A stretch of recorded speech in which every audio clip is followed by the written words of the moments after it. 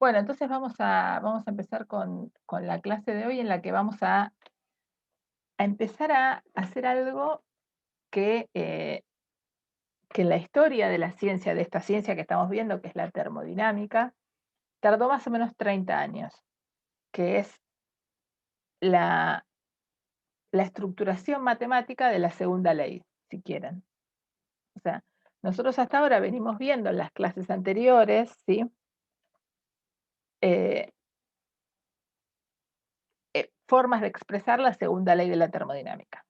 Y se acuerdan que eh, ya hace como 3 clases que venimos hablando de la segunda ley de la termodinámica y siempre como que damos vuelta alrededor de cosas que no se pueden hacer, imposibilidades, ¿sí? Y decimos, bueno, entonces no podés hacer que el calor vaya de una sustancia fría a una caliente, no podés sacarle energía, digamos, a una fuente térmica y transformar toda esa energía en trabajo, siempre algo vas a perder. Nos dimos cuenta que si uno se las arreglaba para tener una máquina eh, reversible y trabajando en unas ciertas condiciones, esa era la máquina de Carnot, pero de todas maneras, la eficacia de esa máquina, o sea, cuán buena era esa máquina para transformar energía en trabajo, de todas maneras, no era perfecta.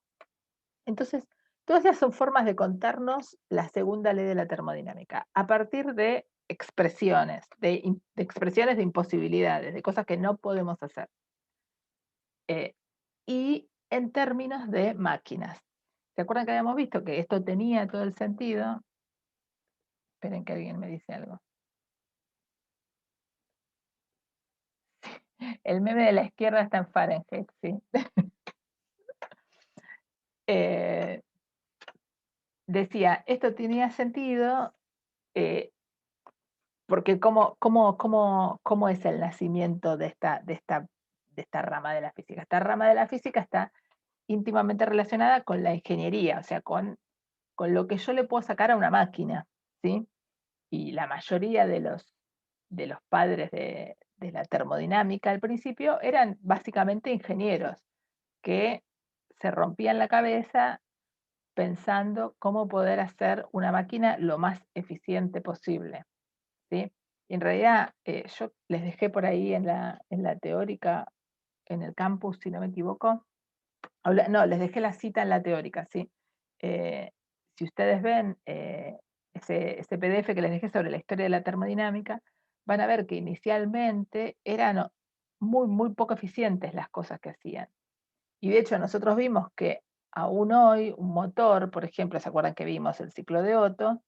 Su eficacia no es gran cosa, era, me acuerdo, un 50 y pico por ciento, si no me equivoco, si no estoy recordando mal los números. Entonces, realmente es muy difícil hacer eso. Bien, y se acuerdan que les conté que más o menos todos estos conocimientos, y en particular el teorema, el teorema de Carnot, que vimos la clase pasada, es de 1824. O sea, hay 200 años más o menos de que la gente estaba dando vueltas con todo esto.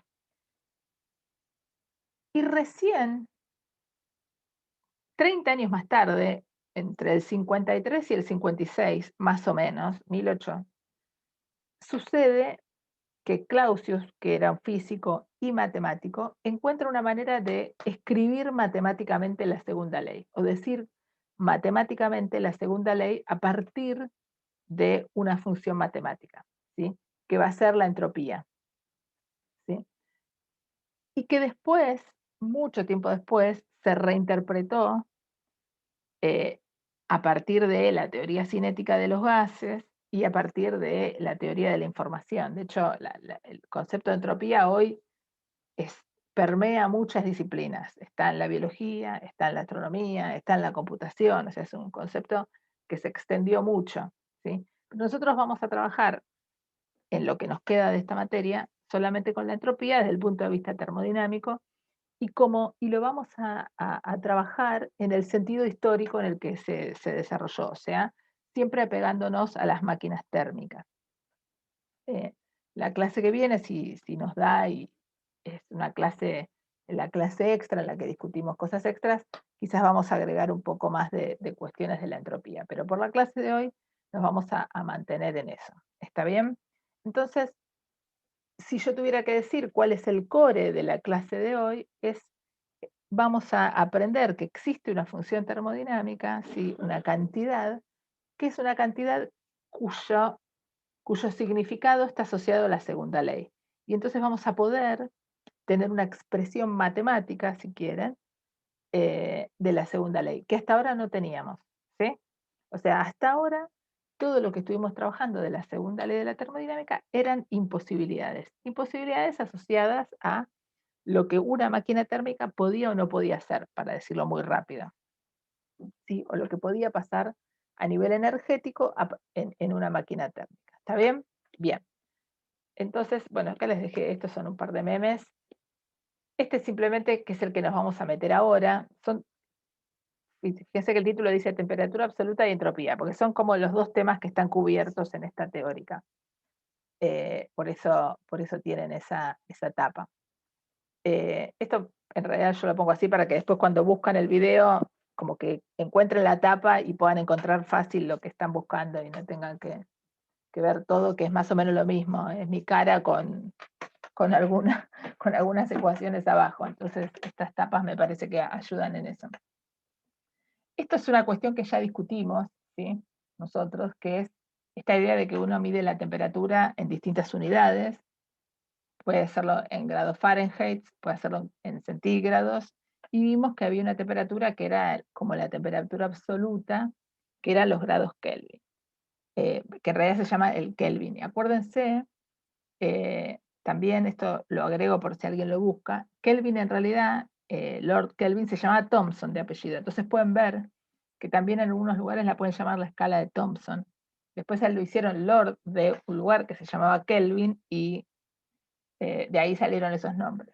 Pero si ven por ahí la escala de Thomson o algo así, es lo mismo. ¿Sí? Bien.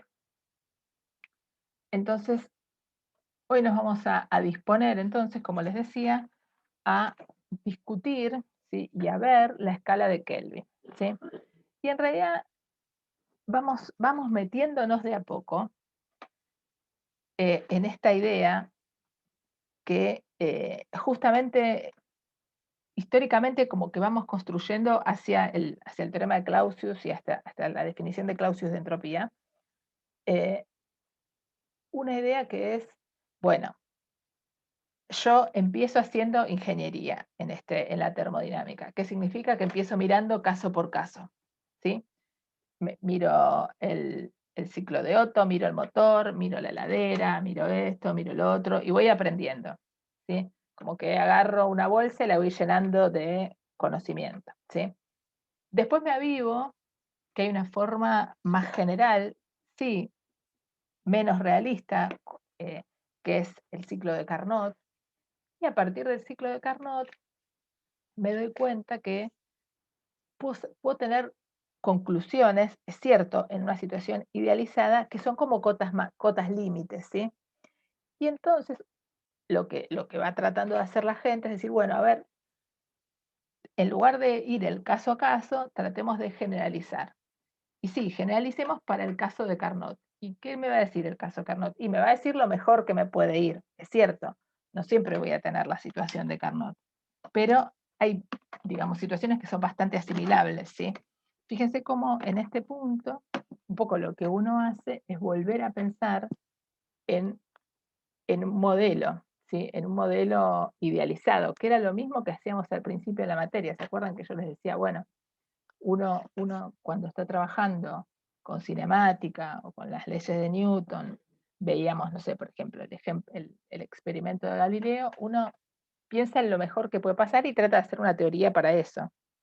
Y después ve qué onda. Bueno, acá pasa lo mismo. Si yo empiezo a tratar de sacar generalizaciones de casos particulares, estoy perdida. Entonces vamos a tratar de sacar generalizaciones de casos extremos idealizados, porque son más fáciles de generalizar y porque tiene más sentido pensar que ese tipo de experimentos, por más que difíciles, pueden ser bien determinables. ¿Está claro lo que digo? O sea, se puede contar bien cómo sería eso. Se puede idealizar y decir, bueno, esta es esta caja donde yo tengo la máquina de Carnot, ¿sí? Después, que se pueda hacer una máquina de Carnot o no, es otra historia.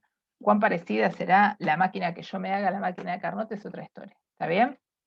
Estamos en este punto, esto sí me interesa que quede bien claro. O sea, la termodinámica es una ciencia que nace ingenierilmente, pero cuando llega a Carnot, lo que hace Carnot es meterle una cantidad de hipótesis, ¿sí? Que son las que vimos la vez pasada, que hacen que uno pueda sacar un montón de conclusiones generales. Y son lo que va iniciando el camino hacia, digamos, la matematización, si quieren, por un lado. Entonces, todas estas cosas que uno sabía medio heurísticamente, ahora se van a escribir de alguna manera matemáticamente.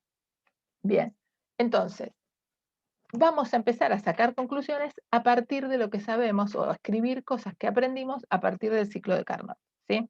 Bien, entonces, esto como saben, esta transparencia y la que viene son casi iguales, nada más que escritas de distinta manera. Pero bueno, como saben, les pongo siempre una que se lee para el que no está en la teórica pueda ir leyendo y lo va mirando. Esto está en el libro de Sears, o sea que nada, lo pueden mirar de ahí. Y tiene el asterisco, creo que es porque no hay ejercicios del tema, una cosa así, o sea, porque no le da demasiada bolilla en la parte de ejercicios, no sé si van a encontrar de esto. Pero bueno, lo que nos interesa es más que nada la cuestión teórica. Entonces, nosotros vimos el martes pasado que la eficiencia térmica de una máquina de calor, de una máquina de Carnot, perdón, que opera entre dos fuentes es independiente de la sustancia de trabajo y depende de las temperaturas. De hecho, fue como la conclusión más importante que vimos la vez pasada. O sea, la eficiencia depende de mis dos fuentes, ¿sí? O sea, lo que vimos la vez pasada esperen que vamos a ver. Es que si yo tengo una fuente caliente, una fuente fría y acá en el medio le mando una máquina de Carnot, ¿sí? Con las condiciones que tiene, que es irreversible, es un proceso, reversible y adiabático y bla, bla, bla. Bueno, vimos que la eficiencia térmica, ¿sí? O sea, ¿cuánto le puedo sacar? ¿Sí? Porque esta máquina va a dar un trabajo. Bueno, lo pongo para este lado, a pesar de que simplemente porque no me queda lugar ahí, ¿sí? Entonces, vimos que la eficiencia térmica es independiente de la sustancia de trabajo. Acuérdense, ¿qué es la sustancia de trabajo? La sustancia de trabajo es lo que yo uso, ¿sí?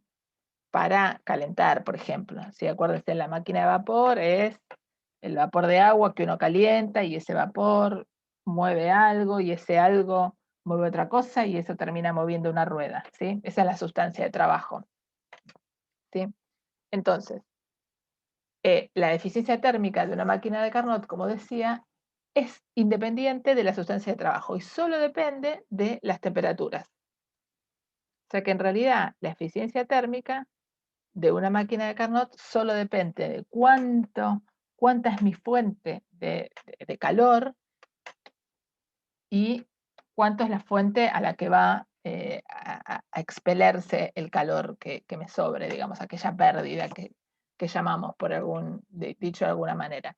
Y entonces la eficiencia que se escribía de esta manera, esto lo vimos ya hace varias clases, se escribe de esta forma, ¿sí? Y entonces, este cociente, ¿sí? Tiene que ser igual para cualquier máquina de Carnot que opere entre dos temperaturas, TH y TC, porque si yo dije que solo dependen de la temperatura de la fuente caliente y de la temperatura de la fuente fría, esa igualdad eso tiene que valer para cualquier TH y cualquier TC. Y entonces Kelvin, teniendo esta intuición, dijo, bueno, entonces quiere decir que yo puedo pensar que Tz sobre TH es igual a esto. Esto, fíjense que acá la palabra clave es propuso. Si él dijo, bueno, ¿por qué lo propuso de esta manera? Porque podría haber dicho, el logaritmo de tz sobre th es igual a eso. Si se dan cuenta, porque una cosa es que yo diga, bueno, eso depende de th y tc. Bueno, pero ¿cómo depende? Y pues puede depender con una función muy compleja, ¿sí? Pero piense que están en 1800, no te vas a poner a pensar en la función más compleja posible. ¿Qué haces? Te pones a pensar en la más sencilla posible, ¿sí? Y, y de hecho, esa es la forma en la que se fue construyendo todo el conocimiento en la humanidad, ¿sí? Si ustedes piensan, inicialmente, aunque estaba mal, eh, el- la descripción del movimiento aristotélica asociaba fuerza con velocidad. Estaba mal, pero era lo más fácil posible. Después se vieron que estaba mal, vino Newton, dijo, no, ojo, la fuerza está asociada con la aceleración, no con la velocidad. Bueno, acá Kelvin hizo lo mismo, dijo, bueno, propongo algo fácil, si falla, falla, y si sirve, sirve, ¿sí? Entonces, la palabra clave ahí está en propuso y definió, dijo, bueno, este cociente es una magnitud igual a esto, ¿sí? Teniendo en cuenta esto que ya sabía, ¿sí? Que la eficiencia finalmente dependía, o sea, que el funcionamiento de la máquina de Carnot solo dependía de la temperatura de la fuente caliente y de la temperatura de la fuente fría. Bien, y entonces dijo, bueno, esto tiene que ser cierto, ¿sí? Para, y esto es igual a esto por las cuestiones que ya vimos de los signos.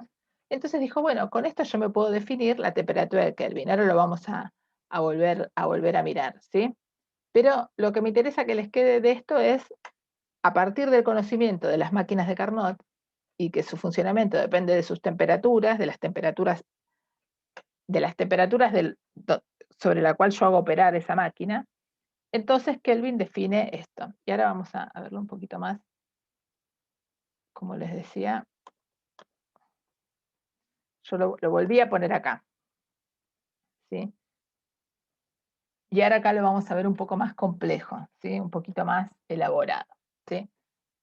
Entonces, fíjense, yo acá escribí independiente de la sustancia. Esto es para recordar que estamos en la situación de Carnot, ¿sí?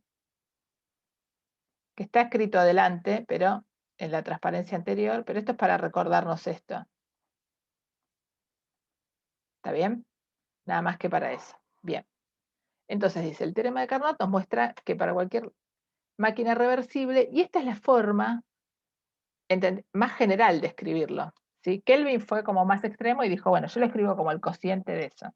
Bueno, pero la forma más general sería esta, ¿sí? Entonces yo acá lo voy a hacer un poquito más general y en el libro lo tienen hecho de forma más heurística, que es como lo hizo Kelvin, ¿sí? Un poco por lo que les decía antes, en algún momento esta disciplina, que era así más con los dedos, se fue matematizando. Entonces, lo que vamos a demostrar es que esta función, ¿sí? Se puede pensar como un cociente entre justamente la temperatura de la fuente caliente y la temperatura de la fuente fría. Y esto es una constante, no cambia nada, ¿sí? Bien. Entonces, fíjense cómo vamos a ir a probar exactamente lo que propuso Kelvin. Y que esta función, entonces, pues, si bien puede ser cualquier cosa, vamos a terminar mostrando que usamos lo más fácil posible, ¿sí? Bien. Entonces, veamos esta situación. Tienen dos máquinas, yo acá las llamé AH y AC. ¿Sí? Entonces tienen una que funciona entre TH y T0, ¿sí? Una máquina térmica común, y acá tienen otra máquina que funciona entre otra temperatura y T0. ¿Sí? T0 obviamente uno supone que la conoce. Bien, entonces, esta máquina AC absorbe calor QC a TC y lo entrega a... Esto es lo que hace la máquina, yo lo escribí explícitamente. Y esto es lo que hace la máquina que llamé AC. ¿Está bien? Entonces, luego de un ciclo, ¿sí? ¿Se acuerdan que cuando estábamos trabajando, pensando en máquinas de Carnot, estamos pensando en máquinas que hacen un ciclo, ¿sí? Luego de un ciclo, sabemos esto, que QH sobre Q0 va a tener que ser una función de HT0, ¿sí? por lo que dijimos antes, luego de un ciclo, ese cociente va a depender solo de las temperaturas. Este es el resultado de Carnot, ¿sí?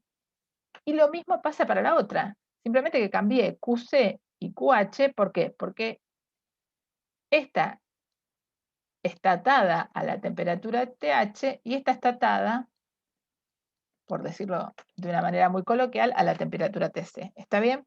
Yo lo único que hice fue decir, bueno, agarré los datos que tenía y dije, ok, estamos en un ciclo de Carnot, entonces tiene que pasar esto.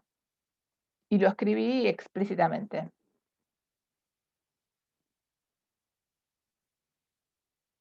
¿La relación es QH sobre QC o QC sobre QC? ¿Es distinto el orden? No estoy viendo. Espera, ¿eh?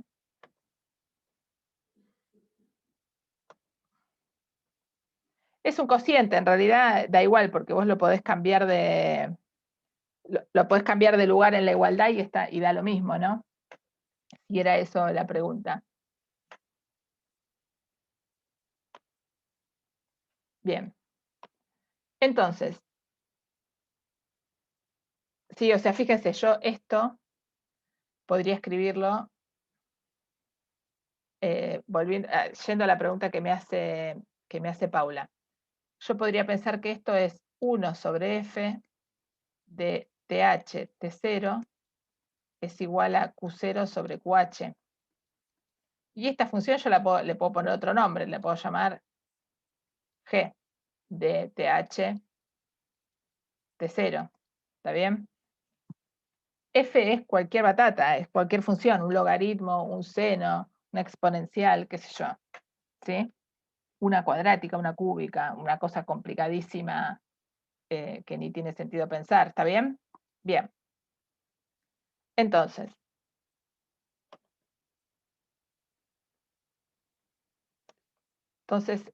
volvemos hasta acá. Esto después les voy a agregar acá Carnot para que no quede colgando, a pesar de que está escrito antes, pero por las dudas.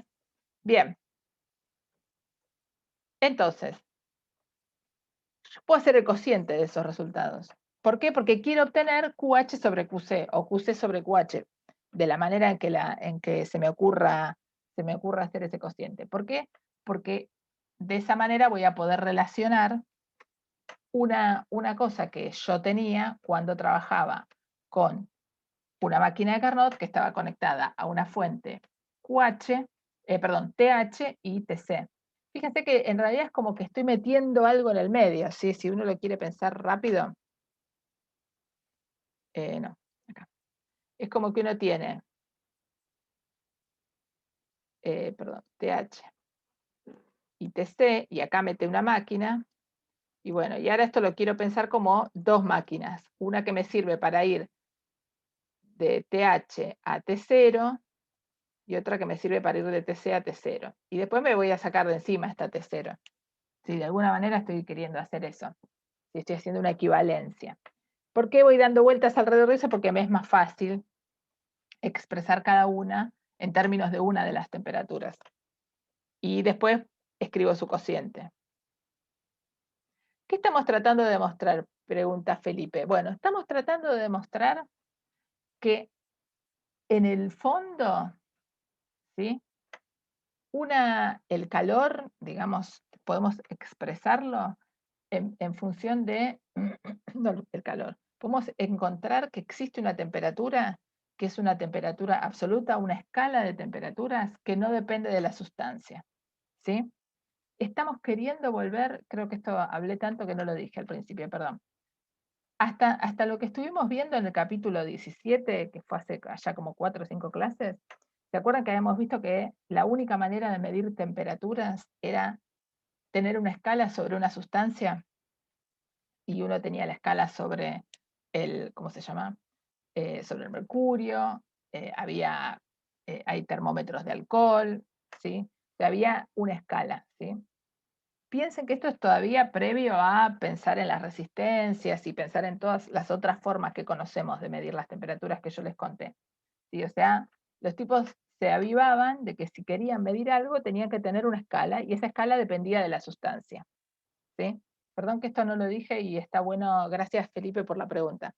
Sí, o sea, lo que les pasaba a la gente en esta época es que decían, bueno, cada vez que quiero medir, necesito tener una sustancia. Si cualquiera quiere medir, entonces yo le tengo que contar mis resultados en términos de la sustancia que lo hice. ¿Sí? Será mercurio, será alcohol, será lo que sea, pero será una sustancia. Ahora, ¿existiría alguna manera de escribir todas las ecuaciones, todas las leyes físicas que determinan los comportamientos termodinámicos en términos absolutos, independizándome de la sustancia? Y un poco acá viene, alguien dice, pero ojo, si vos tenés esta máquina y lo que sale de esta máquina es independiente de la sustancia, si vos lográs escribir las temperaturas en función de los resultados de esa máquina, te independizás de la sustancia, porque los resultados de Carnot son independientes de la sustancia. ¿Se ve lo que estoy diciendo? ¿Se entiende ahora? Perdón que no lo había dicho antes, hice tanta intro que me olvidé de decir esto. ¿Está bien? O sea, uno tenía, cualquier persona que hacía experimentos en esa época, cuando escribía sus ecuaciones estaban escritas en términos, o la temperatura en esas ecuaciones estaba escrita en términos de aquella sustancia que había usado para medir las temperaturas. ¿Sí? No se olviden que estamos en una ciencia que es experimental. Y todo el mundo pensaba, bueno, ¿será posible independizarme de la sustancia? ¿Será posible que no importe cuál es la sustancia que yo estoy usando? Piensen que en esa época uno lo que quería era poder generalizar lo más posible, ¿sí? O sea, piensen que están en 1800, ¿sí? Y venían de 100 años de las ciencias intentando generalizar cómo funciona el universo, cómo funciona, cómo se mueven los planetas, etcétera, etcétera, etcétera. Bueno, en esta rama de la ciencia, ¿podemos generalizar e independizarnos de la sustancia? Y alguien dijo, y sí, si los resultados de Carnot son independientes de la sustancia, si yo puedo usar los resultados de Carnot para calcular una temperatura, voy a asegurarme de que son independientes de la sustancia. ¿Está bien? Y por eso se llama, por eso el título dice temperatura absoluta. O sea, puedo tener un cálculo de temperatura que sea independiente de la sustancia que se está expandiendo para que yo la mida. ¿Está bien? ¿Se entiende ahora? Y eso lo que, y entonces ahora, por eso estoy usando todas las cuentas de Carnot, quiero decir. Bien. Sí, me había olvidado decirlo antes, perdón, Felipe, gracias, gracias por la pregunta porque aclara un montón. Entonces, avancemos un poco. Entonces, esperen que ya divergí un poco y me olvidé lo que estaba diciendo. Bien, volvamos. Entonces, tenemos estas dos máquinas que les conté, escribimos lo que sabemos respecto del cociente de sus calores y cómo eso hipotetizamos que se puede escribir en términos de una función desconocida, pero que solo depende de las temperaturas. Eso no es una hipótesis, es un resultado de Carnot. Y lo hacemos para las dos máquinas que tenemos. ¿Sí? Y ahora pensemos, ahora le hacemos una hipótesis más. Es que tenemos un ciclo, ¿sí?, que hace una vuelta completa. Es decir, primero tengo una máquina térmica que va es la máquina AH, o sea que va de T0, perdón, de TH a T0, y después tengo un refrigerador que va de T0 a TC, ¿sí? Entonces, lo que tengo es, fíjense, AH que hace un ciclo directo, AC que hace un ciclo inverso, son hipótesis, ¿sí? Y entonces lo escribí de esta manera, AC más, perdón, AH más AC a la menos 1. A la menos 1 lo puse como para significar lo que estoy poniendo en la hipótesis 2, ¿no? Que estoy haciendo un ciclo inverso. Entonces, acá simplemente escribí lo que hace AH. Toma QC de la fuente TH y toma QH de la fuente TH y entrega QC a la TC. Y la fuente T0 queda inalterada porque no pasa nada, ¿sí? ¿Se ve? O sea, ustedes tienen TH. Le meten esta máquina esto viene a T0, y después sobre esto le mete la AC. Y como esto hace un ciclo, ¿sí? En definitiva lo que tienen es que estas dos se están comunicando. Y esta queda ahí. Me sirvió solamente como un lugar de paso, ¿se ve? Porque hice un ciclo en el cual una es directa y una es heladera, digamos. Una es máquina térmica, máquina de vapor, acuérdense, para tenerlo rápido en la cabeza, y la otra es heladera. ¿Sí? Entonces, Laura, sí, discúlpame, perdón. ¿Se refiere como a una porción del ciclo? La letra A. en realidad es la máquina térmica. Ah, Sí, pero en realidad yo le pongo A porque es de Carnot, es especial y por todos lados en general, no me preguntes por qué, se la llama A. Es una máquina, o sea, para no ponerle máquina térmica, MT, como usamos un montón de veces antes, o refrigerador o heladera o lo que sea, como es una máquina particular, que es una máquina de Carnot, usé A por todos lados. En realidad claro. porque si usaba C se me confundía con la C de la fuente caliente. Está bien, gracias. Es una máquina de Carnot, ¿viste? ¿Te acordás? La clase pasada, cuando yo comparaba que a una la llamé MT Carnot y a otra le puse MT con otro nombre, eso me pareció que finalmente era medio confuso y acá me largué con las A, pero son máquinas térmicas de Carnot. Genial, ¿Está gracias. bien? Sí, Es una está forma claro. genérica. Eh, Sí, al final el tema letras, como siempre, termina siendo confuso. Pero bueno, disculpas por eso. Entonces, bueno, entonces tengo las dos máquinas, perdón, una que hace un ciclo de ida, digamos máquina térmica, para decirlo rápido, y la otra funciona de heladera. Como cada una de ellas es reversible, la suma de sus procesos también va a ser un proceso reversible, ¿sí? Y entonces,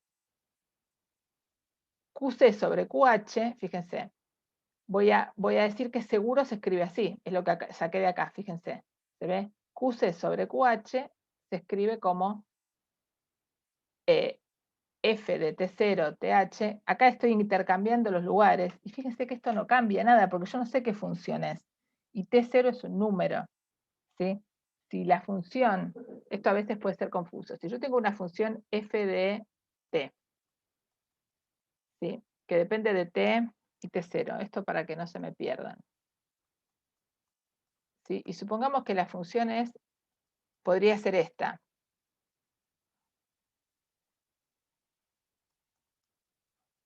Esto yo lo puedo llamar también F de T0T. No cambia el nombre que yo le pongo, ¿sí? Yo digo, bueno, depende de dos cosas. El orden que yo les doy a las variables en la escritura de la función no tiene ningún interés. Lo importante es que si T tiene que estar en el numerador, esté, y si T0 tiene que estar en el denominador, esté, o lo que sea. Digo, esto podría ser seno de, no sé, T0 por T a la quinta. Esta podría ser también una función que depende de T0 y de T, pero alguno de ustedes lo podría escribir como depende de T y T0. ¿Sí? No cambia, ¿sí? Es una cuestión de nomenclatura. Para ustedes por ahí es confuso, porque en general ustedes no ven funciones de dos variables. ¿Sí? Pero una de las variables es falsamente variable, porque es un número. ¿Sí? Entonces, no hay nada ahí, no estoy poniendo ninguna rareza. Entonces, fíjense, por un lado, yo sé que esto, perdón, sé que Q0 sobre QH es igual a esto. Esto lo saqué del cociente que hice antes, ¿sí? Voy a retomar un poco porque nos divergimos un poco y siento que me fui mucho de tema. Vuelvo a mostrarles la transparencia anterior, así no perdemos el hilo de a dónde estamos yendo, por lo menos matemáticamente. El hilo ya de a dónde estamos yendo heurísticamente ya quedó. Entonces, vimos, queremos demostrar esta igualdad y hicimos dos cosas. Primero, nos pusimos estas máquinas y nos avivamos que podíamos describir el cociente de calores, ¿sí? Absorbidos y entregados por cada una en el ciclo en términos de una función que dependiera de la temperatura de la fuente caliente y la temperatura de la fuente fría. Eso para cada máquina. Y después nos avivamos que si hacíamos el cociente de esos resultados, obteníamos QH sobre QC y nos quedaba un cociente de funciones que no conocemos. ¿Sí? Hasta ahí simplemente pusimos las máquinas en acción, a cada una le aplicamos Carnot y después a ese resultado le aplicamos le calculamos su cociente. Bien. Por otro lado, nos quedamos con ese resultado separado. Por otro lado, decimos, ok, ahora suponete que estas dos máquinas que yo tengo así, en lugar de ponerlas una al lado de la otra y ver sus resultados separados, las pongo juntas. Pongo una a operar después de la otra. ¿Sí? Hago un ciclo. ¿Sí? Y entonces, agarro la máquina de Carnot térmica, que la llamé a H, la pongo a andar en directa, y después, con ese trabajo que me sale de ahí, ese trabajo lo meto en la siguiente máquina, que es un refrigerador, y puedo volver a otra temperatura TC. ¿Sí? ¿Se ve lo que estoy haciendo? Sí, estoy haciendo. De la primera máquina térmica saco trabajo, ese trabajo lo meto en la siguiente máquina, que es un refrigerador, y entonces me sirve para hacer pasar calor de una fuente más fría a una fuente más caliente. ¿Sí? Bien. Y entonces, esto que tengo acá es un ciclo de Carnot. O sea, que tenga la máquina térmica más el refrigerador es un ciclo de Carnot. Lo que va a pasar con ese cociente de calores por el teorema de Carnot que vimos la vez pasada, solo depende de la temperatura de la fuente caliente y de la fuente fría. Y la temperatura T0 desapareció porque en realidad a los fines prácticos yo no la veo. Yo veo solo una máquina que conecta la fuente caliente con la fuente fría. ¿Sí? Una máquina que es dos máquinas, una con la otra. Es esto. ¿Sí? Esta es también de Carnot. ¿Sí? Si quieren, uno la puede llamar amonio. ¿Por qué? Porque es la composición de dos máquinas de Carnot. ¿Sí? Y obviamente, como cada una era reversible, esta también es reversible. Entonces, este resultado es cierto. ¿Sí? O sea, tengo una máquina de Carnot que conecta la temperatura caliente TH con TC, ¿sí? Entonces, por lo que vimos la vez pasada, esto es cierto. Entonces, estas dos cosas son iguales, y es lo que puse acá. Pero fíjense que cada igualdad sale de dos lugares distintos. Parecen el mismo, pero no son el mismo. Uno es las dos máquinas por separado y yo hago el cociente de sus calores, y otro es las pongo a andar en un ciclo. ¿Sí? Este, si quieren, es el resultado. Bueno, no voy a usar esa letra porque ya, ¿sí? A este resultado llamémoslo 1, y este es el resultado 2. Y este sale de usar esta máquina, que es una combineta de esas dos máquinas que ya sabía. Entonces,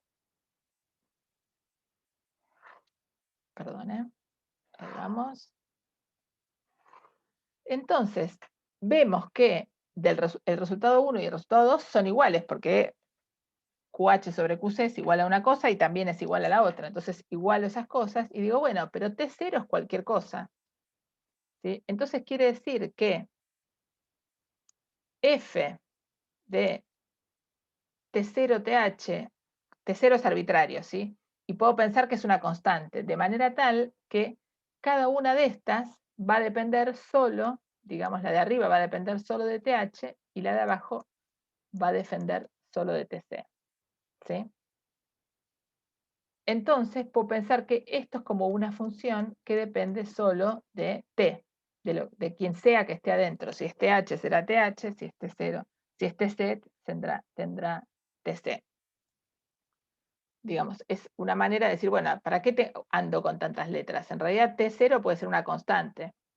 Entonces, f de T0, T, lo que sea, va a ser en realidad f de T. Y T0 la sacaré afuera como pueda en términos de lo que sea la función que tiene que hacer.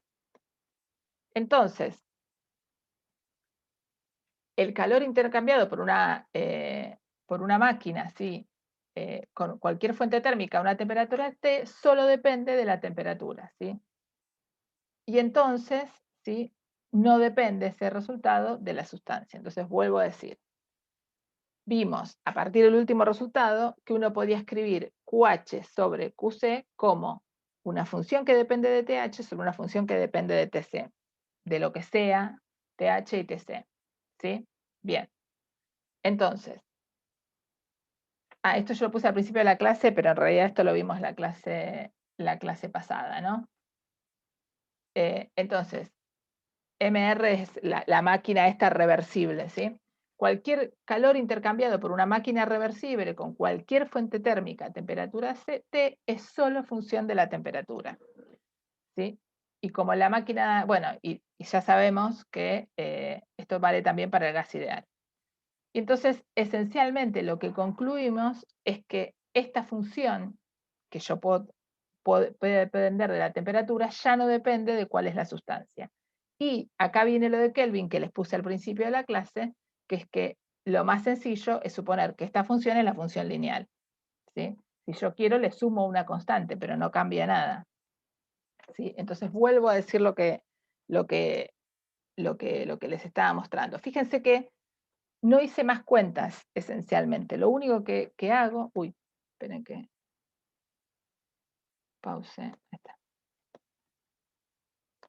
¿Están viendo donde dice, podemos suponer que f de t esté al final? Sí. O dice lío. Sí. Perdón, porque apreté pause share y no sé qué había pasado. Entonces digo, volvamos al principio, o volvamos a lo anterior, si quieren. Uno logra decir, bueno, si vos tenés dos máquinas de Carnot puestas una en función de una después de la otra, de manera tal que te lleven al primer lugar del que saliste, ¿sí? O sea, haces un ciclo reversible, ¿sí? Podés asegurarte que el cociente de calores intercambiados es igual, ¿sí? Al cociente de temperaturas, ¿sí? Y, o sea, en realidad es igual a una función del cociente de temperaturas. Eso es lo que es seguro, es una función. Y eso es lo que demostramos antes, en la transparencia anterior. Vino Kelvin y dijo, bueno, en lugar de que sea cualquiera, pongámosle la más sencilla posible. Pongámosle la igualdad, que era lo que él sabía del gas ideal. ¿Sí? Si ustedes se fijan, el último resultado que vimos en la clase pasada, que era el ciclo de Carnot con un gas ideal, ¿sí? El resultado, y seguro también lo hicieron en la práctica o lo van a volver a hacer hoy, el cociente de calores era igual al cociente de temperaturas.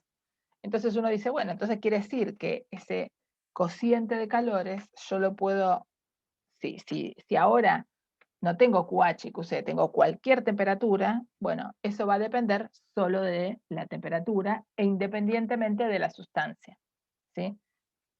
La idea de Kelvin, la idea genial, es decir, bueno, independiente de la sustancia, bueno, voy a la sustancia más fácil para hacerlo, las cuentas, uso el gas ideal y de ahí saco lo que quiero, ¿sí? Sí, QC en realidad, bueno, acá justo porque estamos en este caso particular en el que ya sabemos cómo es, si no, iría con módulos, ¿sí? Entonces, lo más importante, digamos, de esta parte de la clase, que es para perderse, ¿no? Que entiendo que es para perderse, es, si quieren, es pensarlo bien en el sentido histórico, es, tenemos una situación en la que la temperatura depende de la sustancia, siempre que yo mido cualquier cosa, ¿sí? Mido la temperatura de algo, que piensen que la temperatura era una cantidad importante y fácil de medir, más que quizás la energía y el calor, ¿sí? Pónganse en aquella época, la temperatura era algo fácil de medir, ¿sí? De hecho, antes de que la temperatura tuviera lugar en la termodinámica, la temperatura ya se medía, estaba el termómetro de Torricelli, había un montón de cosas, ¿sí? De hecho, la idea de medir la temperatura con las columnas de líquido es una idea que se desarrolla mucho cuando se desarrolla la mecánica de fluidos y todo lo que uno sabía de ahí, ¿sí?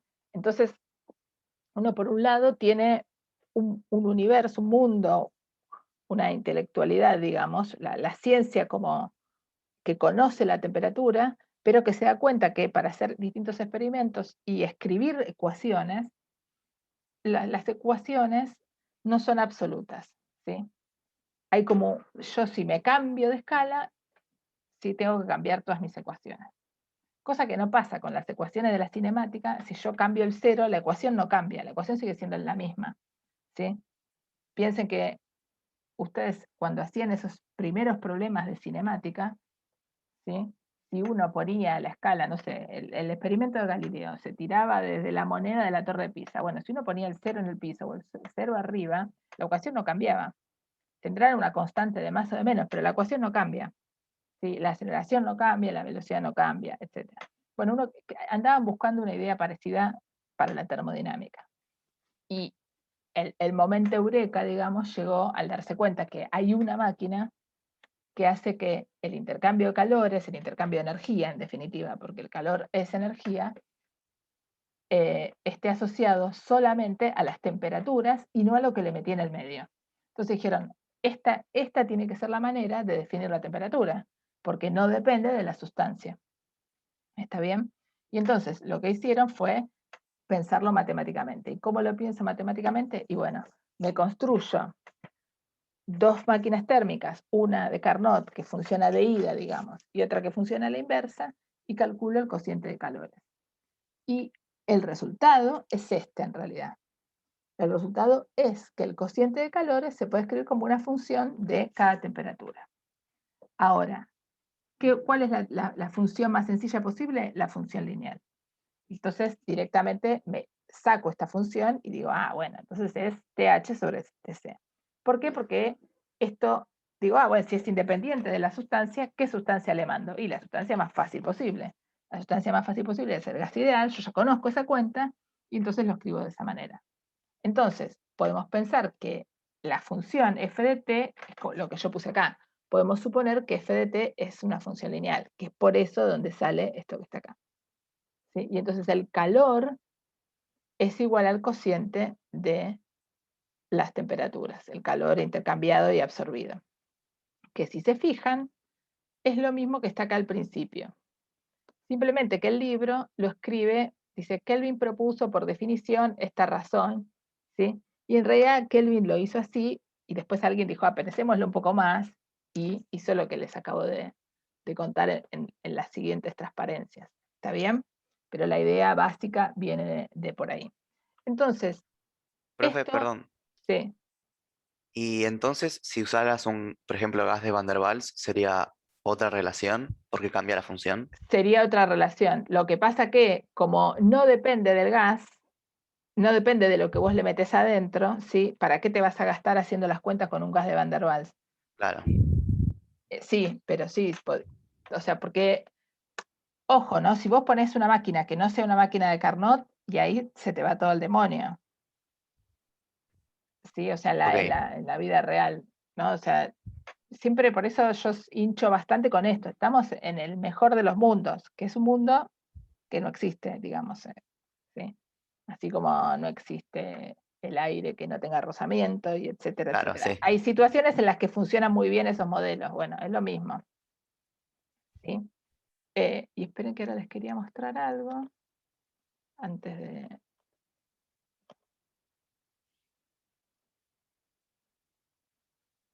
eh, esperen que... Ahí vamos. No se me vayan.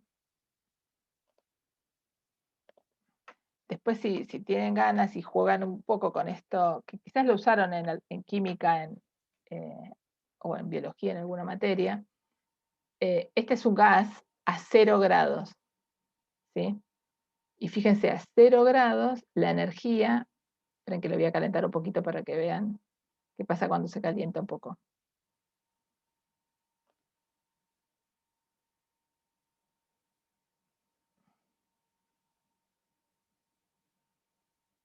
Un poco esto que estamos contando guarda esta idea de que cuando yo bajo mucho la temperatura y la temperatura es 0, en 0 Kelvin, fíjense, ahí le estoy. Lo que yo voy viendo es que la energía cinética de las partículas, ¿sí? Es casi cero, están casi quietas. Y eso no depende de la sustancia que le pongo, fíjense. Si yo ahora, no, voy a cambiar de sustancia. Esperen que vuelva a empezar.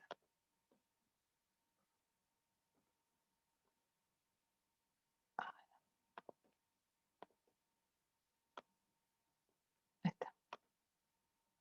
Bueno, ahí está un poquito caliente, ven, se mueven como locas, tienen varias energías cinéticas posibles, cada una, algunas están más quietas, otras no, pero a medida que uno enfría y se va acercando a 0 Kelvin, lo que va pasando es que lo que les pasa a la sustancia es independiente de la sustancia, ¿sí? No importa que sea la sustancia roja o la sustancia azul, ¿sí? Que serán distintos tipos de gases, cuando yo voy a 0 Kelvin, ¿sí? Lo que les pasa a todas es que casi se quedan quietas. De hecho, cuando lleguemos a 0, ahora ven que arriba tienen la velocidad de las partículas y abajo tienen la energía cinética, que es una medida de la velocidad con la masa, ¿no? Fíjense, cuando estoy llegando a 0 Kelvin, se quedan casi todas quietas. Y entonces un poco esta idea de que existe la temperatura absoluta es que hay una medida, ¿sí? O que hay una manera de relacionar justamente el estado, esto se pensó mucho después, esto que les estoy diciendo, el estado de movimiento de la micro que compone las sustancias con la temperatura, ¿sí? Piensen que en ese momento, en 1825, 24, cuando Carnot hacía sus cuentas, no estaba la idea atómica, digamos, no había llegado la humanidad a la idea de, se sabía un poco de los átomos y qué sé yo, pero no todo lo que es la microfísica asociada a la mecánica estadística. Esto vino mucho después y vino con Boltzmann, que fue 100 años después prácticamente, o unos 80 años después, ¿sí? Entonces, esto si quieren es otra manera de verlo por otro lado, ¿sí? Y esto es súper interesante y se da mucho con esta parte de la materia que estamos viendo. Esperen. Y a veces es lo que la hace. Me tengo que hacer un cartel que diga, no te olvides de grabar. Bueno, la palabra entropía entonces es una palabra que acuñó el mismo Clausius, que tiene que ver con la transformación, ¿sí? Y él andaba buscando alguna manera de cuantificar, ¿sí? La energía disponible que le quedaba, o la energía disponible que había en un sistema después de que había entregado el trabajo, ¿sí? O sea, una vez que entregaba el trabajo, ¿qué quedaba ahí? ¿Cómo podía escribir esa energía disponible de alguna manera? ¿Sí? Bien. Y entonces él retoma los resultados de Carnot, ¿sí? Nosotros, acá yo puse un poco lo que ya sabemos, estos dibujos ya se cansaron de verlos, ¿sí? Las dos formas de representar estas imposibilidades de la segunda ley, la imposibilidad de la máquina 100% eficiente o el refrigerador que funciona sin que le meta trabajo. Bien. Y Carnot ya se había avivado que para una máquina reversible uno podía escribir este cociente, ¿sí? Justamente con los módulos, como me habían comentado antes, como cociente de las temperaturas, ¿sí? Bueno, y uno sabe que QH y QC son cualquier cosa, no necesariamente son el mismo número, ¿sí? O sea, yo de la máquina térmica, ¿sí? Extraigo un cierto calor QH y después tengo de sobrante, digamos, un cierto calor QC que va a la fuente fría, pero esos números no tienen por qué ser iguales. De hecho, vimos ejemplos la semana pasada, hicimos un ejemplo numérico, no tenían nada que ver, ¿se acuerdan? Entonces, está claro que esta suma de los calores no tiene por qué ser cero. Entonces, ahí no había una conservación, algo que decir, bueno, sí, esto puede mantenerse constante. No, los calores por sí mismos, o sea, las temperaturas asociadas al intercambio de calor, perdón, las energías asociadas al intercambio de calor no eran un elemento relevante, o por lo menos no aportaban una conservación, algo matemático, ¿sí? Pero lo que sí es cierto es que si yo justamente paso este dividiendo para acá y este multiplicando para acá y junto todo de un lado, sí es cierto esta suma en una máquina reversible, ¿sí? Una máquina reversible es una máquina donde yo pongo MR, estoy hablando de una máquina a la Carnot, ¿sí? Por eso acá le agregué el dibujito, ¿sí? O sea, esto que está acá es Carnot. Fíjense que si yo no pongo esto, si yo no pongo Carnot acá, si yo Carnot no lo hubiera escrito, esto es una máquina cualquiera, una máquina térmica de vapor. Yo pongo Carnot, estoy diciendo reversibilidad, ¿sí? Y entonces, en estas máquinas reversibles, yo puedo escribir esto, ¿sí? Y esto, escrito más matemáticamente, más lindo, me dice que la suma, ¿sí?, en un ciclo reversible se absorbe tanto Q sobre T como lo que se entrega. Donde Q sobre T es algo, ¿sí? Es algo que Clausius definió como la entropía, ¿sí? Tiene unidades, las unidades son Joule sobre temperatura, porque Joule es la unidad de calor, porque es una unidad de energía, y T es la temperatura, o sea, Joule sobre Kelvin, mayormente. Clausius al principio agarró y se definió su unidad, el Clausius, pero no para la entropía, que es esta cantidad, pero no tunelió, digamos, ese nombre y quedó en la nada, y hoy para entropía usamos Joule sobre Kelvin mayormente. Entonces, vamos ahora a ver qué es lo que Carnot demostró. ¿Sí? Clausius demostró. Esperen que quiero ver una cosa. Bien, entonces, vamos a trabajar con ciclos, ¿sí? Entonces vamos a ver ahora, otra vez, voy a hacer un par de cuentas que parece que no van a ningún lado, y dentro de un rato, bueno, hoy ya no, la clase que viene vamos a ver a dónde van, ¿sí? Hoy vamos a establecer qué es lo que quiso probar Clausius y cómo lo hizo, ¿sí? Y vamos a hacer un poco el camino de Clausius, que es partiendo de axiomas que parecen cosas que uno escribe sin demasiada matemática detrás, ¿sí? Entonces él dijo, bueno, primero me voy a imaginar que tengo un sistema termodinámico que realiza una transformación cíclica, A. ¿Sí? ¿Por qué lo llamé A y lo puse así? Porque puede ser una máquina o una combinación de máquinas, no importa. Hace un ciclo esto, ¿sí? Durante ese ciclo, ¿sí?, el sistema intercambia calor con N fuentes. O sea, tengo fuentes diferentes, cada una intercambia calor con esto que será una máquina más o menos complicada, no importa, ¿sí? Y, bueno, uno sabe cuáles son los calores intercambiados. Acá estoy poniendo las hipótesis. Y en estas condiciones, para un sistema, un ciclo de esta manera, vamos a probar dos cosas. Que este cociente es siempre menor o igual que cero, que la suma de estos elementos, de estos Q sobre T para cada máquina, es siempre menor o igual que cero, y si el ciclo es reversible, eso es igual a cero. ¿Sí? Bien. Y esto es el teorema de Clausius. Entonces, ahora vamos a demostrarlo.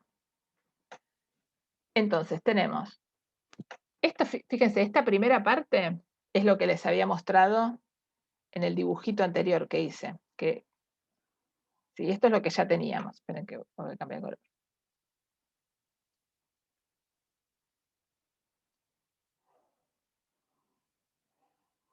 Y ahora vamos a demostrarlo, y para eso, como para toda demostración, hacemos uso de algunas cosas que aportamos porque nos aportan certezas, pero uno parece no saber por qué las está trayendo.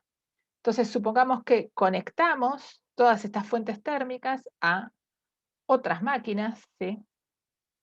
Y esas máquinas están conectadas a un baño de temperatura, todas el mismo, ¿sí? ¿Está bien? Y son todas máquinas reversibles. ¿Sí? De esta manera, fíjense, si la fuente TI intercambia QI en un ciclo con la máquina A, con la máquina térmica A, entonces absorbe QI en un ciclo de la máquina CI que trabaja entre TI y T0. ¿Sí? O sea, le adosé algo que hace justo lo inverso de lo que hacía esta. ¿Sí? Y me genero entonces un ciclo. yo acá puse esto para después no olvidarse, ¿no? Si A recibe calor, esto ya ustedes ya lo saben y lo hicieron 300 veces en la teórica. Esto, perdón, en la práctica con Luz y los chicos. Yo esto lo repito porque cuando uno lo vuelve a leer dentro de 2 meses, a veces se olvidan estas cosas. ¿Está bien? Entonces, fíjense, Q1 es mayor que 0 y esta la llamé Q1, 0, simplemente para recordar que estos están asociados a esta fuente, ¿sí? Y tienen siempre el mismo signo. Entonces, esto es importante, esta cosa de los signos. Bueno, esperen que se lío. Ahí está.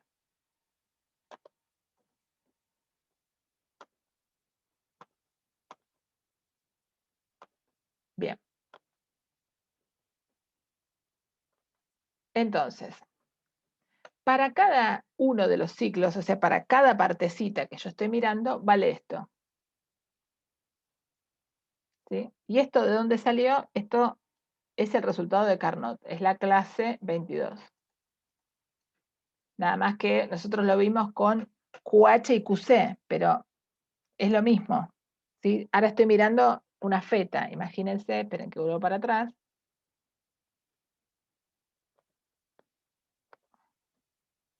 Es uno de estos resultados. Ay.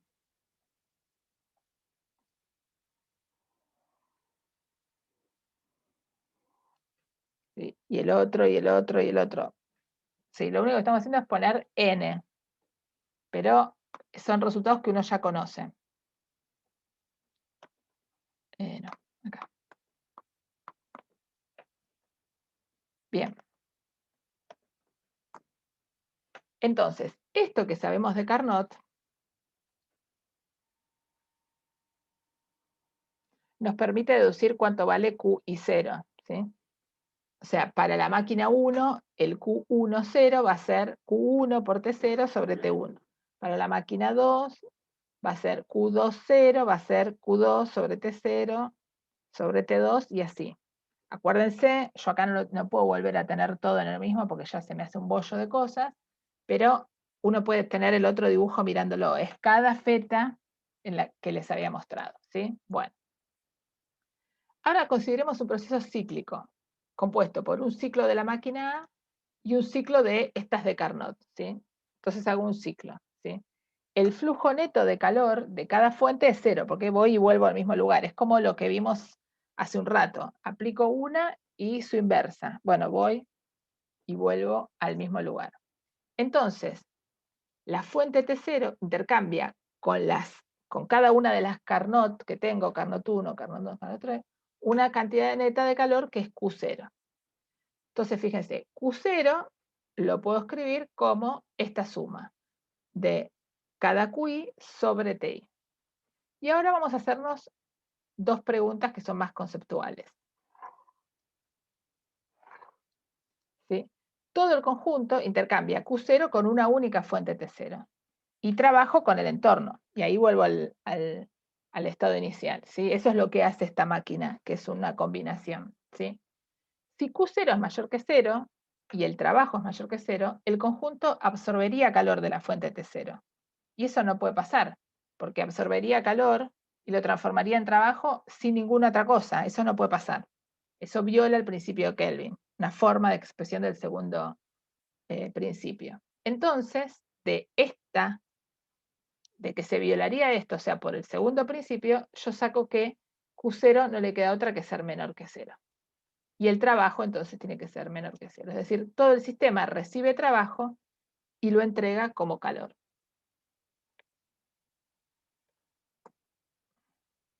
Y entonces, esto igual lo vamos a volver a discutir la clase que viene, no se hagan problema, ¿sí? Pero se los quiero dejar, aunque sea charlado intuitivamente.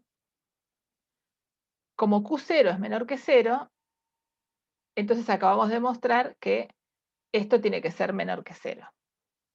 Y es la demostración del primer enunciado. Pero el sistema es reversible, o sea que yo podría haber empezado al revés y hacer las cuentas al revés. ¿Sí? Esto lo vamos a volver a discutir la semana que viene. ¿Sí?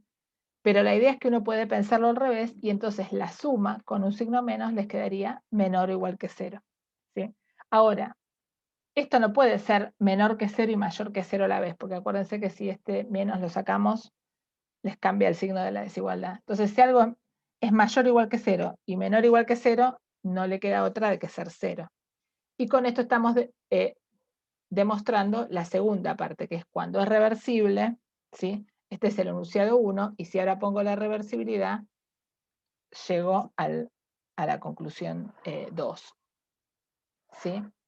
Y una cosa que uno va a encontrar y con la que vamos a trabajar más la semana que viene, es que cuando uno tiene infinitas fuentes, esa suma se transforma en una integral. Y esto que tenemos acá es lo que llamó la entropía y que vamos a ver el martes que viene, que es una función de estado, y vamos a ver por qué es una función de estado en los términos de los que ustedes conocen, que es una función de estado, o sea, que de qué depende, y vamos a ver que escribiendo esto, pensándolo esto, acá tenemos escrita la segunda ley de la termodinámica. Y esta distinción es un poco la distinción, la segunda ley de la termodinámica para Kelvin y Clausius, sin hablar de reversibilidad, y esta es la segunda ley de la termodinámica hablando de Carnot. Entonces, Clausius, pero ya al final de su vida académica, cuando logra, finalmente creo que en el 1860 o por ahí, publica esto en inglés, porque lo había hecho primero en alemán, logra reunir estas en dos ecuaciones, las imposibilidades, o las tres formas de escribir las imposibilidades de las leyes de la termodinámica. Bueno,